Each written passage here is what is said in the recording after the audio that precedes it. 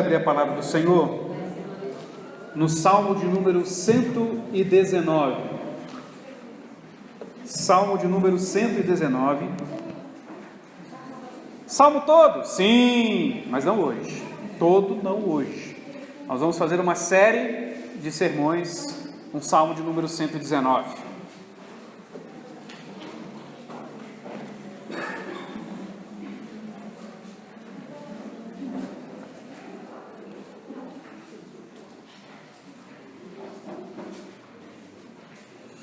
Salmo de número 119, vamos ler do verso 1 ao verso 8.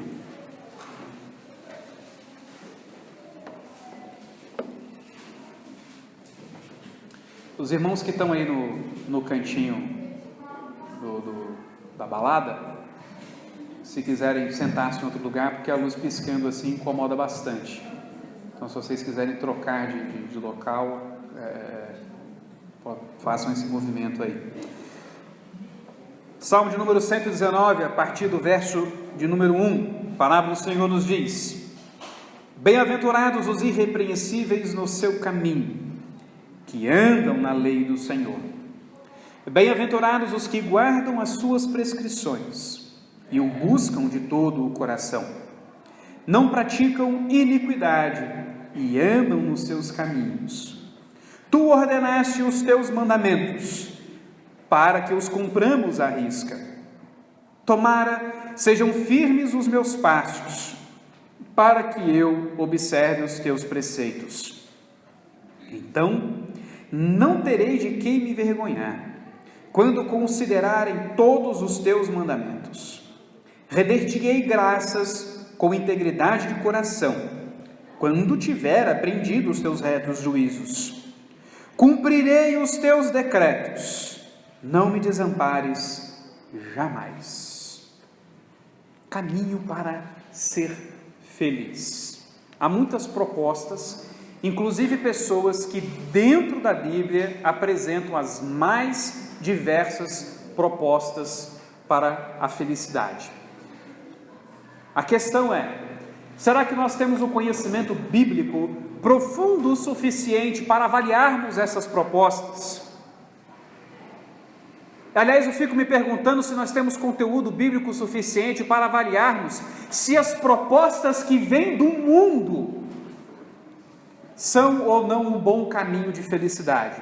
Talvez nos falte até conhecimento bíblico para fazermos essa avaliação simples, ou essa compreensão simples de que o mundo não tem nada a nos oferecer no que tange a plenitude da nossa existência, a razão da nossa existência, o propósito para o qual nós somos criados, tampouco aquilo que vai nos trazer verdadeira alegria.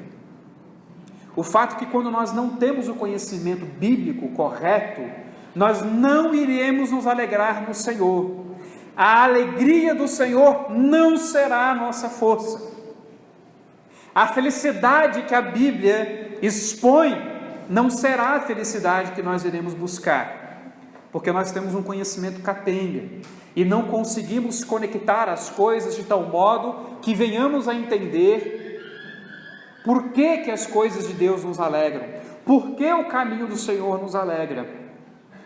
Aliás, a julgar pelo modo como as pessoas tratam a lei, o Antigo Testamento, percebemos um disparate entre o que muitas vezes é dito sobre a lei hoje, que é algo carrancudo, apresenta um Deus mau, com aquilo que os salmistas falavam da lei.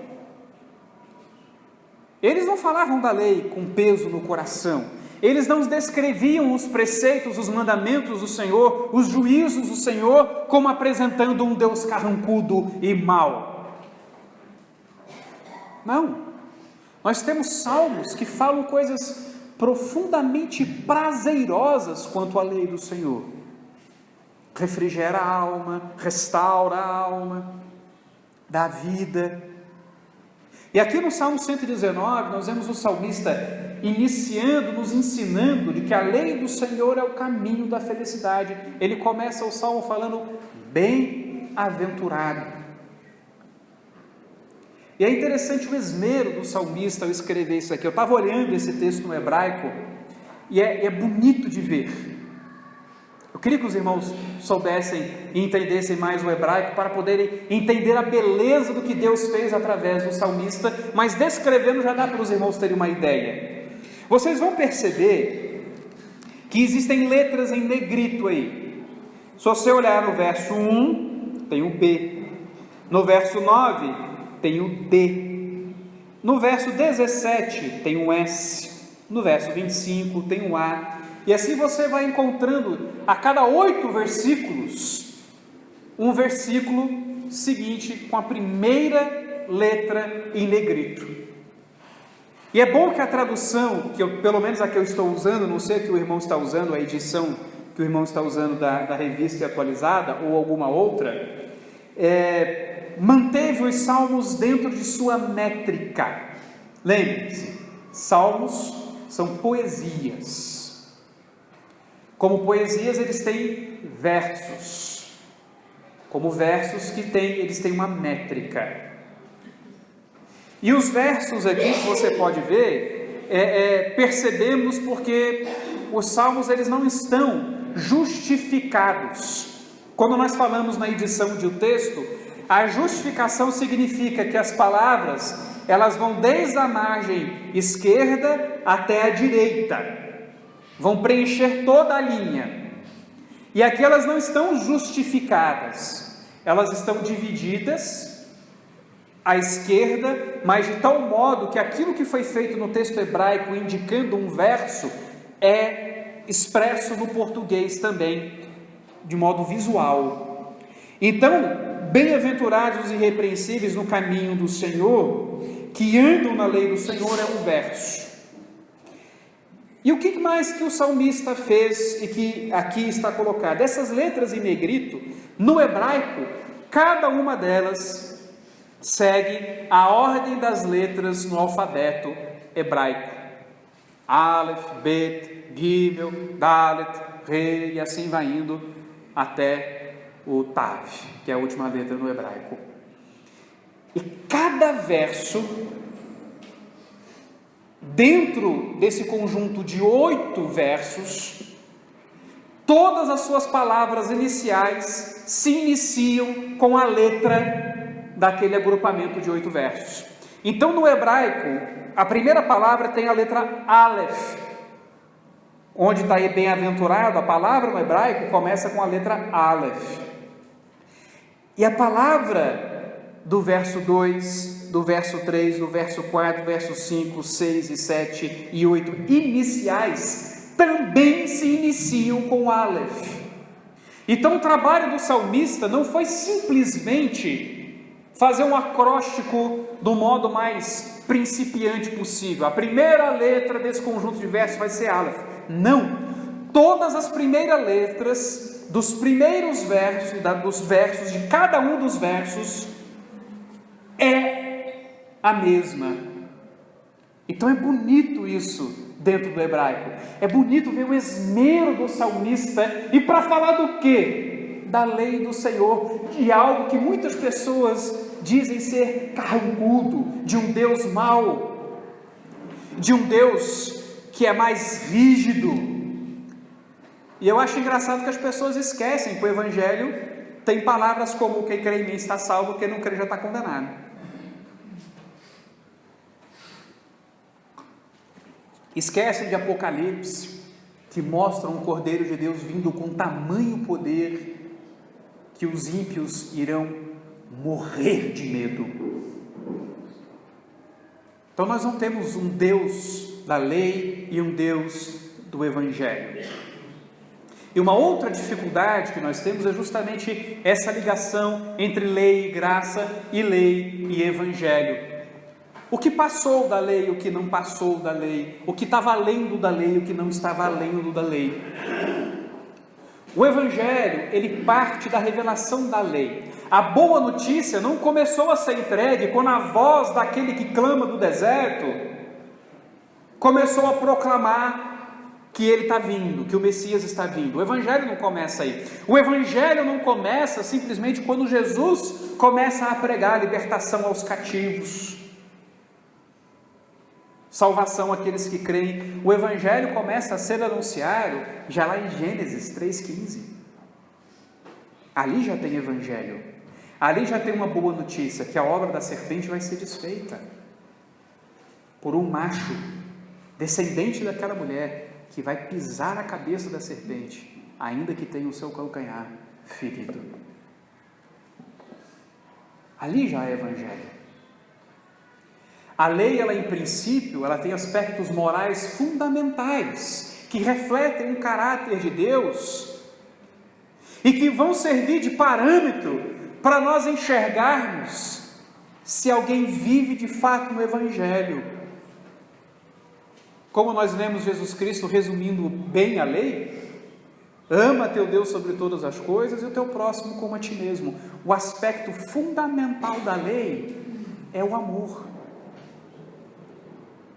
E a característica fundamental de quem crê no evangelho é o amor. Então, há amor na lei, há amor no evangelho. Há santidade requerida na lei e há santidade requerida no evangelho. Jesus, quando curava e apresentava o evangelho e a pessoa era salva por meio da fé, ele dizia: vá e não peques mais. Então há aspectos próprios da lei que não são retirados no evangelho. A questão do evangelho é que eu não tenho mais a lei como um aio, eu não tenho mais a lei como aquilo que vai me guiar, me direcionar, porque agora aquele para quem a lei me direcionava já chegou, que é Cristo. Então em Cristo eu não vivo mais na expectativa de que eu seja salvo pelas minhas obras obedecendo a lei, como o povo ainda tinha essa expectativa quando Jesus veio. Não, a lei me conduziu para aquele que consegue cumpri-la cabalmente, de modo que a justiça que eu alcanço tem que ser pela fé, crendo naquele que cumpriu a lei cabalmente. Porque se eu crer nas obras da carne, Paulo vai descrever as obras da carne: prostituição, lascívia, e por aí vai. Essas são as obras próprias de mim. Aqueles que querem confiar nessa carne vão reproduzir essas obras. A justiça da fé é aquela justiça trazida por Cristo. E quando estamos em Cristo, podemos então experimentar do Espírito Santo e do fruto do Espírito.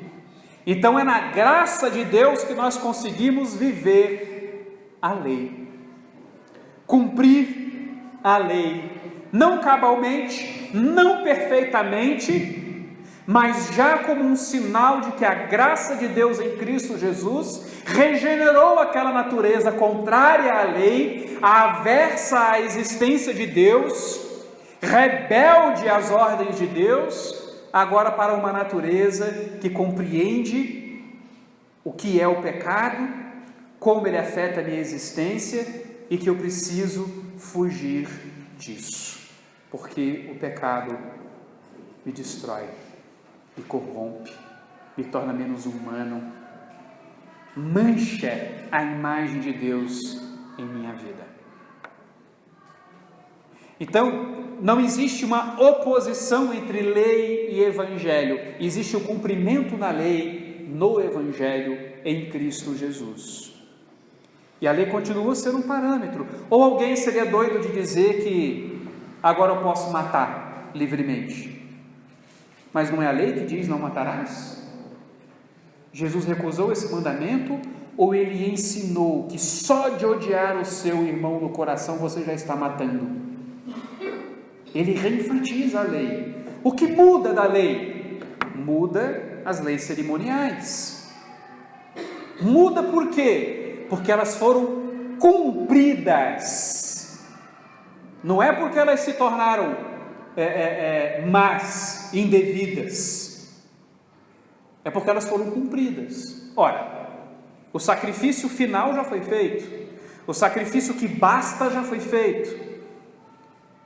O templo já foi derribado, tanto o templo, o corpo de Cristo, e esse foi restaurado, ressuscitado, quanto o templo de Herodes, onde o povo ainda cumpria esses aspectos da lei cerimonial, que foi demolido, destruído no ano 70 e nunca mais refeito, e nunca mais foi erguido novamente. E pessoalmente eu duvido muito que ele seja reerguido, pessoalmente. Isso passou, o templo que simbolizava Cristo. Então aqueles aspectos simbólicos da lei que me apontavam para a pessoa de Jesus, perdem seu sentido de continuarem a ser observados, porque Jesus já veio. Eu não preciso mais do sinal apontando para Jesus, eu já tenho Jesus diante de mim. Então é por isso que muda a lei, passam certos aspectos, e a pessoa de Jesus mudou aspectos, como por exemplo o sacerdócio, como nós vimos no último domingo, que não vinha da tribo de Judá, era da tribo de Levi, mas pela promessa que está acima da lei, porque é a palavra daquele que impôs a lei, que é Deus, e ele pode, como legislador, mudar a lei. Ele promete, não só permite, ele promete que virá um sacerdote, assim como Melquisedeque, que não vem por genealogia, mas vem pela promessa, que não tem ligação com Levi, mas tem ligação com a promessa de Deus, e cumpre cabalmente o seu dever. Então nesse aspecto Jesus já mudou a lei. Então percebemos que a lei na verdade ela nos conduz a Deus. Por isso os salmistas eles vão dizer que a lei do Senhor é um refrigério, é algo bom, porque a lei do Senhor ela não é um peso para nós, ela é um guia, é como se fosse um cercadinho nos protegendo daquilo que nos afasta de Deus, daquilo que nos torna menos humanos. E o salmista aqui ele começa demonstrando que na lei do Senhor nós temos um caminho de felicidade, e esse caminho começa na consciência de que eu devo me adequar à lei do Senhor. E tanto a lei é um parâmetro que o evangelista João na sua primeira epístola vai dizer que pecado é toda transgressão da lei. Ou seja, a lei continua sendo o referencial de pecado. E o que ele diz sobre ser esse bem-aventurado? Ser feliz. O que é ser feliz? Adequar-se. Ele diz: bem-aventurados os irrepreensíveis no seu caminho, que andam na lei do Senhor. Bem-aventurados ou felizes os que guardam as suas prescrições e o buscam de todo o coração. Esse é bem-aventurado, esse é feliz. Perceba que a Escritura tem uma noção completamente distinta de felicidade e de alegria. A Escritura não está ligando para a sua condição social necessariamente.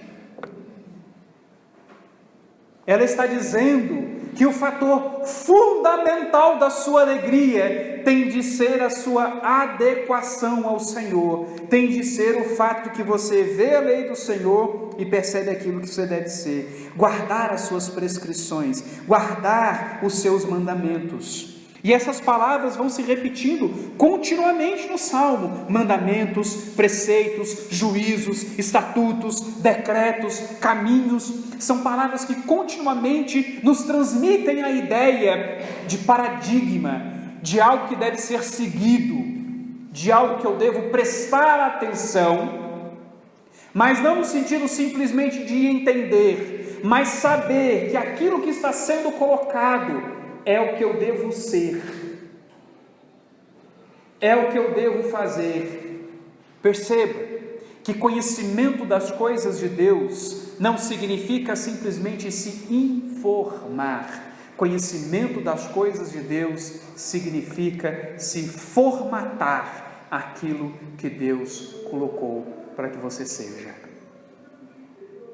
Então não basta saber a lei do Senhor, não basta conhecer, e todo judeu tinha de conhecer, eles decoravam e ainda decoram o Pentateuco.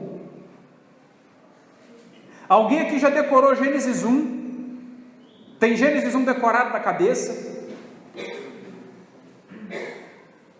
Nem o 1, né? Eu não tenho Gênesis 1 decorado na cabeça. 1, Bereshit bara Elohim et hashamai ve'et haaretz. Em hebraico eu ainda lembro.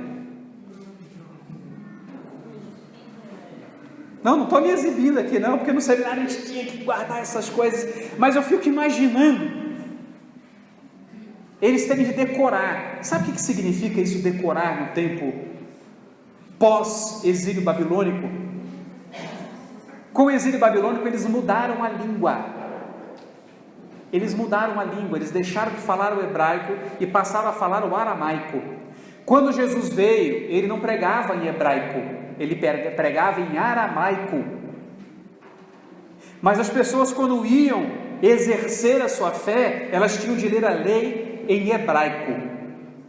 As letras são idênticas, são as mesmas, é o mesmo alfabeto, mas há distinções nas palavras. Então eles falavam o aramaico e tinham de decorar toda a Torá, toda a lei em hebraico. Só que um detalhe: o hebraico que chega para nós estudarmos, por exemplo, no seminário, vem um monte de pontinho, tracinhos, coisinhas assim, que são chamados sinais massoréticos. Esses sinais massoréticos são as vogais e os acentos, as ênfases da palavra.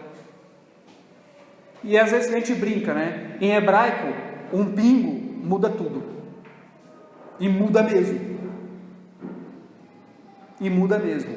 Agora, um hebreu, um judeu, tinha que decorar toda a lei, toda a Torá, falando eles aramaico, em hebraico, sem um sinal massorético sequer. Só consoantes. Então eles tinham que decorar qual palavra era, qual o som daquela palavra. E muitas vezes esse exercício de decoreba, esse exercício de querer guardar a lei do Senhor, que era uma forma de Israel obedecer Deuteronômio 6 que nós lemos aqui, inculcar a lei do Senhor. Mas esse exercício muitas vezes de martelar as coisas, pode nos conduzir à compreensão de que aquilo é maçante e chato. Então o Senhor inspirava os salmistas para dizerem: não, esse é o caminho da felicidade, me adequar a quem Deus era, aquilo que Deus ordena, é a verdadeira alegria, não é chatice, não é algo ruim, não é algo carrancudo, é algo bom, desejável, algo que faz falta. Esdras, quando foi pregar para o povo, que foi lá reconstruir Jerusalém, que ele conclama todo Israel que estava ali presente em Jerusalém, e começa a expor, a explicar, ele tinha de expor e explicar, interpretar toda a lei, porque era em hebraico e eles falavam já aramaico. Então ele tinha de traduzir as escrituras para que eles entendessem. E o povo tinha aquela clara noção diante de toda a destruição que eles estavam ali para consertar, que o afastamento daquilo que Esdras estava explicando era a causa de tudo aquilo ali, porque eles não obedeceram à lei do Senhor. Eles experimentaram as maldições da lei, foram entregues na mão de seus inimigos, sua terra foi destruída. Eles que pensavam que só por estarem no lugar onde havia o templo, que só por estarem no lugar onde havia a arca da aliança do Senhor, que nada jamais aconteceria com eles, Deus vai lá, manda uma nação inimiga, e não só aprisiona Israel, como destrói o templo e destrói, está sumiço na arca. Deus destrói toda a idolatria que Israel ergueu em cima dos símbolos que Ele mesmo havia ordenado que Israel tivesse, porque eles não obedeceram à lei que dizia: não terás outros deuses diante de ti. E o templo passou a ser o seu ídolo, porque eles achavam que era o templo que os protegia. Não, era a mão do Senhor que os protegia. e Deus foi lá e derrubou aquele templo. Então perceba que a não adequação à lei do Senhor sempre conduziu Israel à infelicidade.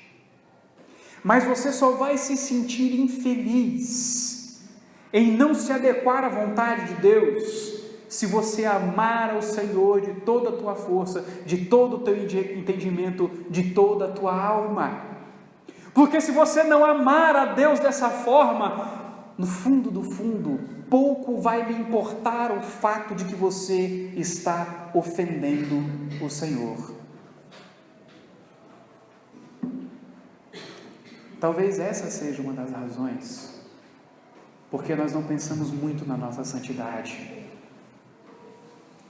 Porque, na verdade, nós estamos pouco interessados no fato de que ofendemos o Senhor.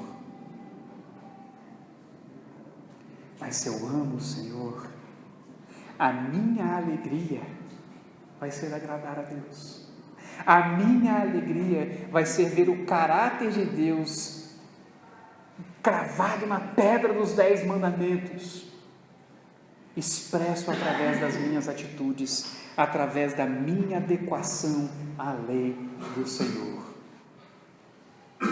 Jesus, ele era exatamente o que a lei dizia que ele iria ser, e ele cumpria tudo aquilo que a lei exigia, não apenas sendo, mas fazendo.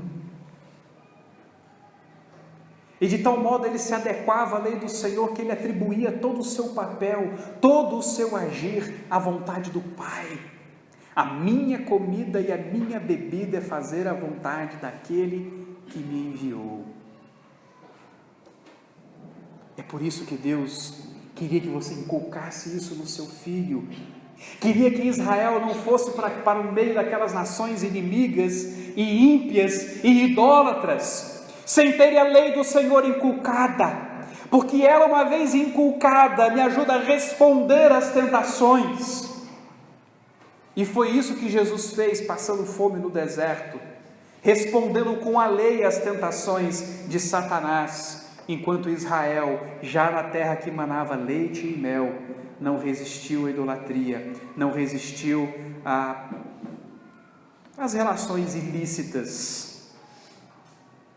não resistiu às ofertas das outras nações, porque eles não inculcaram, eles não buscaram se adequar, e não conseguiram experimentar a plenitude daquela terra que manava leite e mel. Eles nunca conquistaram toda a terra que Deus havia prometido a Abraão.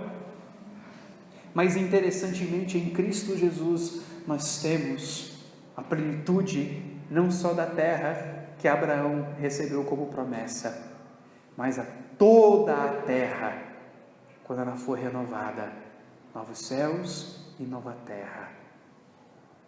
Mas veremos cumprida a promessa dada a Abraão, que nele seriam benditas todas as famílias da terra. Porque o descendente da mulher cumpriu o que a lei exigia, nós vamos receber infinitamente mais do que Abraão jamais imaginou. Não só a Palestina, nós receberemos toda a terra.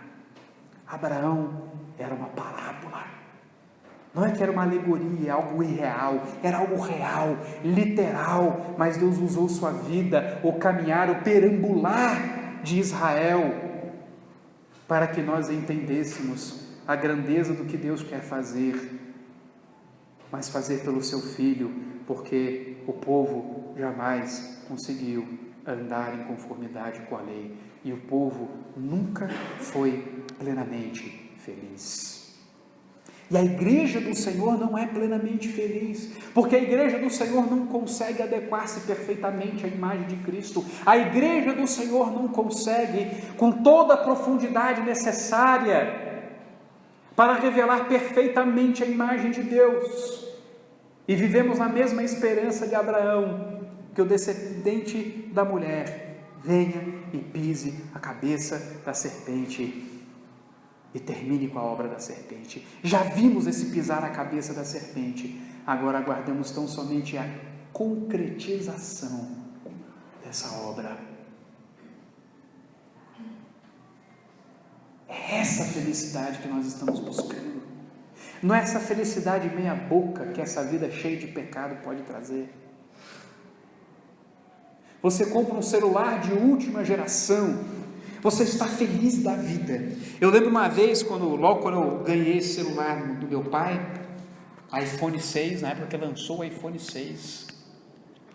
Aí eu estava numa festividade, numa família, e quando eu abri para marcar uma coisa na minha agenda, um convite que eu estava recebendo, eu reparei que uma pessoa olhava fixamente para o meu celular. Eu não estou exagerando na cara, não. A cara da pessoa era essa mesmo. Eu fiquei estupefato, eu falei, meu Deus.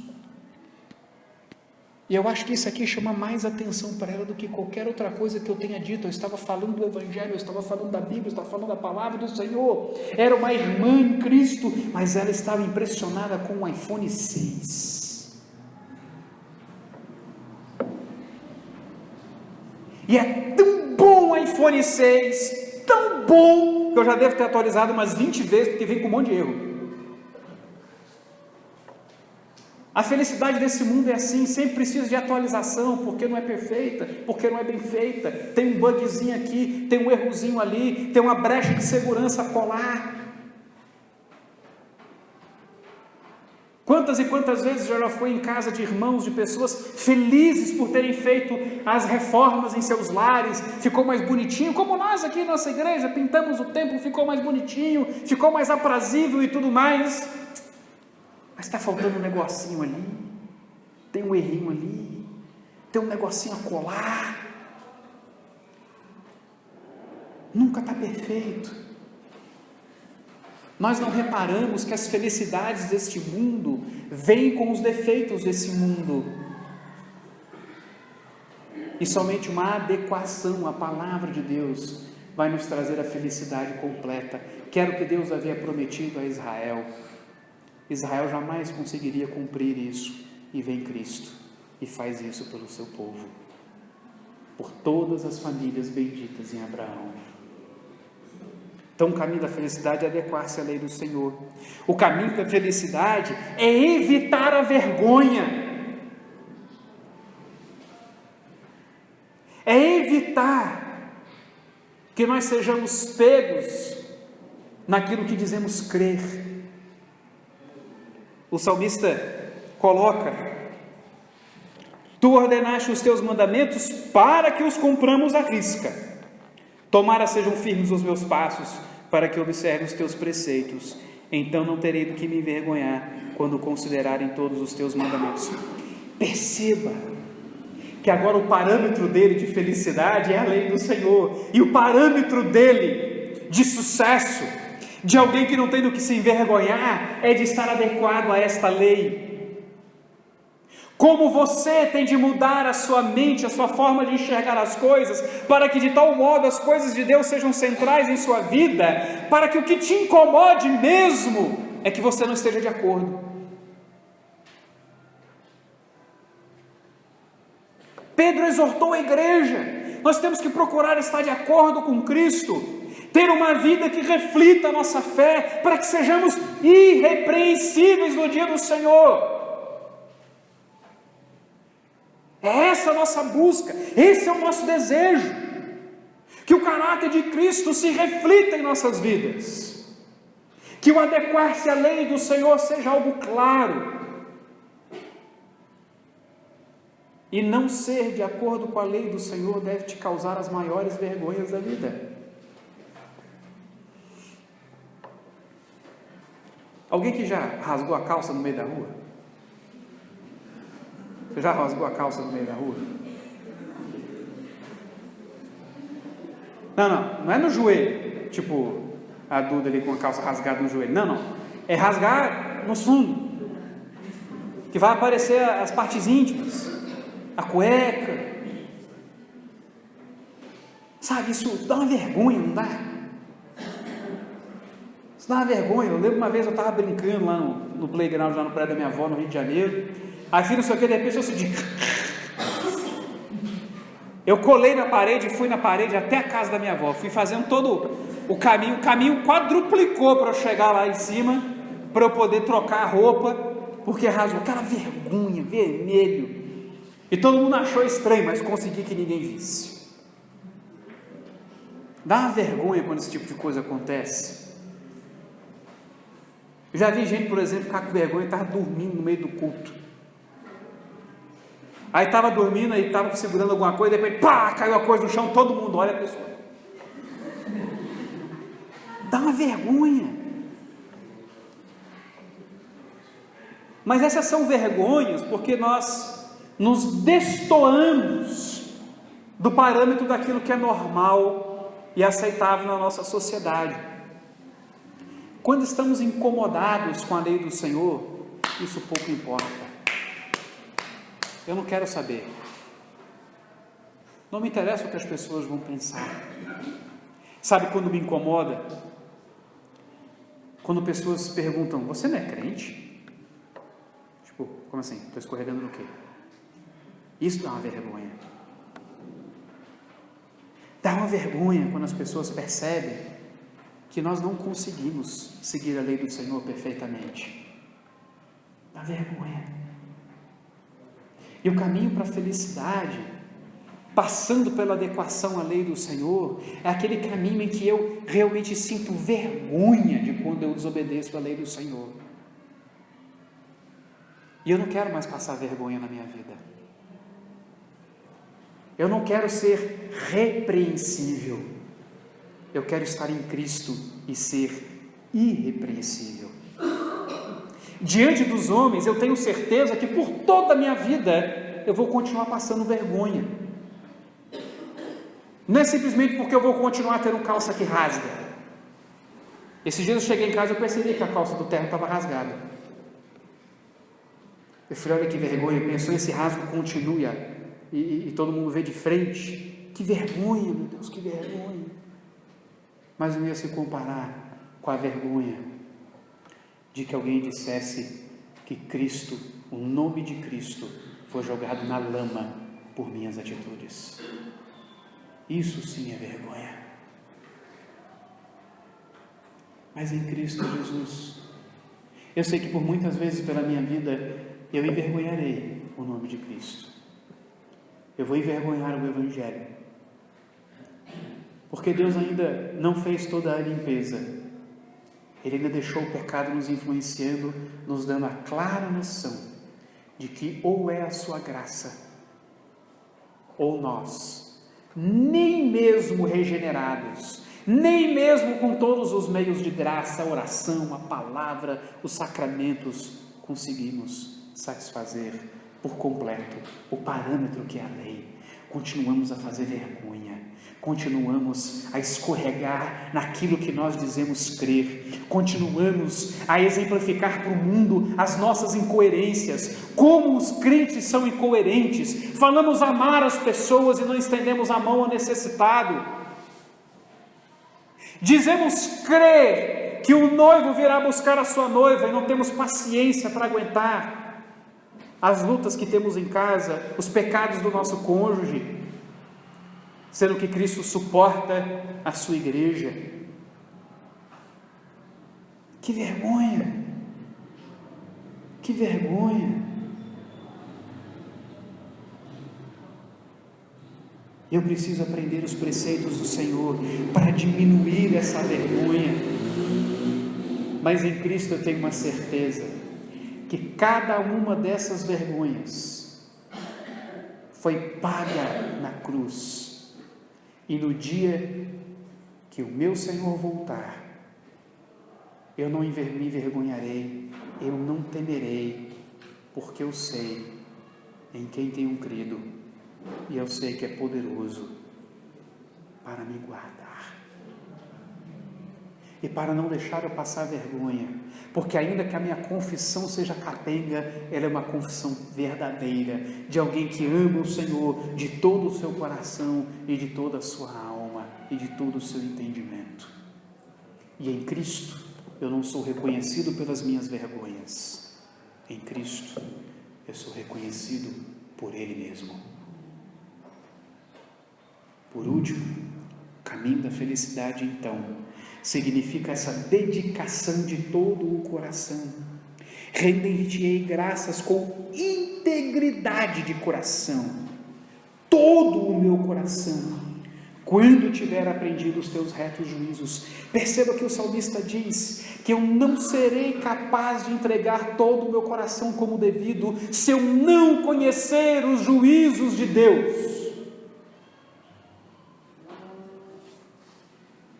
Nunca serei capaz de dedicar todo o meu coração se eu não conhecer os retos juízos de Deus.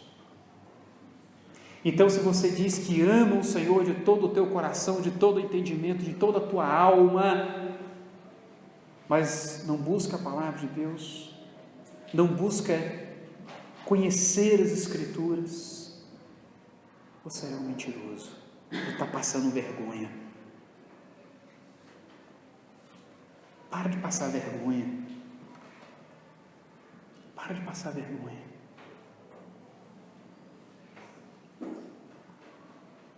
Se você quer se dedicar de todo o teu coração, você tem que conhecer as Escrituras. Conhecer as Escrituras. Nós temos que ser o povo da Bíblia. Nós temos que ser um povo que sabe encaixar o Evangelho em toda e qualquer situação.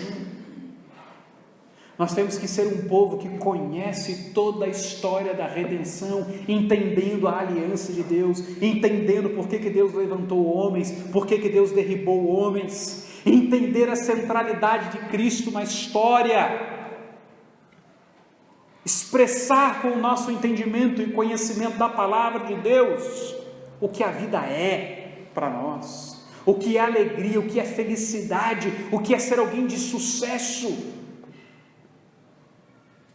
Só aí eu vou amar a Deus de todo o meu coração, de toda a minha alma, de todo o entendimento, porque é na revelação de Deus que há a verdade sobre mim, sobre o próximo, sobre o mundo, sobre as coisas e sobre Deus. É na palavra do Senhor que nós temos essa realidade. É na palavra do Senhor que nós temos isso. Então é por isso que o salmista disse que ele vai entregar todo o seu coração diante de Deus com integridade, quando ele tiver aprendido os teus retos juízos. Porque aprender os retos juízos de Deus necessariamente é viver os retos juízos de Deus. Senão você será como aquele que constrói a casa sobre areia, ouve as palavras do conselho do Senhor, mas quando vem a tempestade, derruba facilmente a casa. Assim são os que ouvem a palavra de Cristo, o Evangelho de Cristo, e não praticam. E como é que você pode ser feliz com uma casa derribada? E como tem casas sendo derribadas, porque pessoas deixam de lado a lei do Senhor, adequar-se ao Senhor. Como tem vidas sendo destruídas, porque as pessoas buscaram se adequar a outros parâmetros que não a lei do Senhor. Se você quer amar a Deus de toda a tua alma, de todo o entendimento, cumpre os decretos de Deus. E o salmista faz um apelo ao Senhor, porque ele reconhece o seu lugar, ele reconhece a sua incapacidade. Ele diz: não me desampares jamais. Ele reconhece não o peso da lei, ele reconhece na verdade a realidade do seu pecado.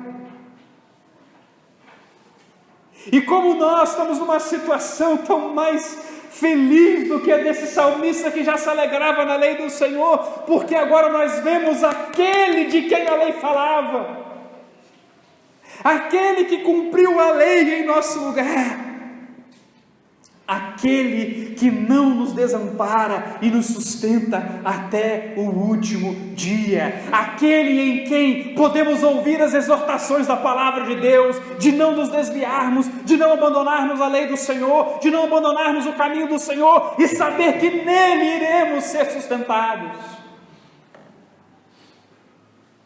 podemos ouvir sem medo essas exortações, com confiança de que Ele, que já nos deu Cristo, nos dará também todas as demais coisas que são necessárias para que sejamos salvos. Meus queridos, ame ao Senhor de toda a tua alma, de todo o teu entendimento, de todo o teu coração, com todo o seu ser. Por isso eu exortei a igreja, pela forma como nós cantávamos o hino, como se estivesse apenas cumprindo um rito litúrgico, como se estivesse apenas cantando porque eu falei para a gente cantar, porque eu coloquei na liturgia. Não! Vamos cantar com amor, um hino que reflete uma verdade bíblica, um hino que fala da palavra do Senhor como algo alegre, um hino que fala do quanto o Senhor foi misericordioso, já revelando a sua lei, quanto Ele foi gracioso, já estendendo ao povo pecador um caminho de salvação. E eu não posso deixar de fora os meus sentimentos, eu não posso deixar de fora a minha tristeza pelo meu pecado, a minha alegria pela salvação, o meu pesar pelas desobediências. Há um sentimento nesse salmista aqui, não simplesmente de alegria, bem-aventurados, alegres, felizes, há um sentimento de expectativa, de que o Senhor o sustente, de que o Senhor o faça um seguidor correto da lei, porque ele não vive uma relação ritualística com Deus, ele vive uma relação de amor com Deus. Por isso o culto não é rito, culto é algo que nós estamos entregando diante de Deus, culto é algo que nós estamos fazendo com alegria diante de Deus, de mãos limpas, vazias pela fé, porque eu não tenho nada para entregar, mas limpas, porque Cristo já derramou o seu sangue. E agora a oferta que eu faço é uma oferta viva.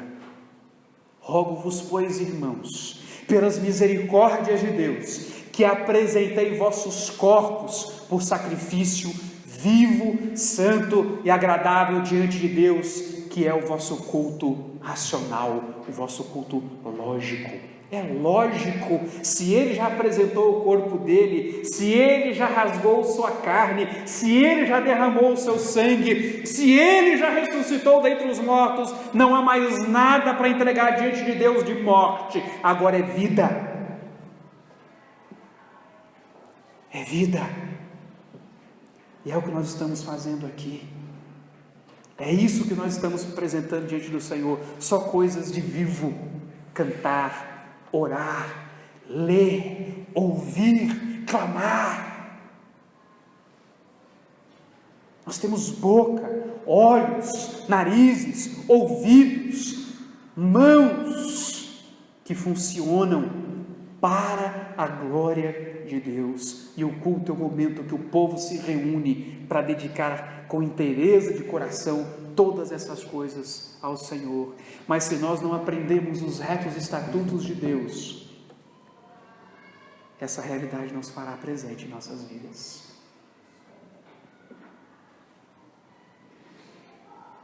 Quer ser feliz?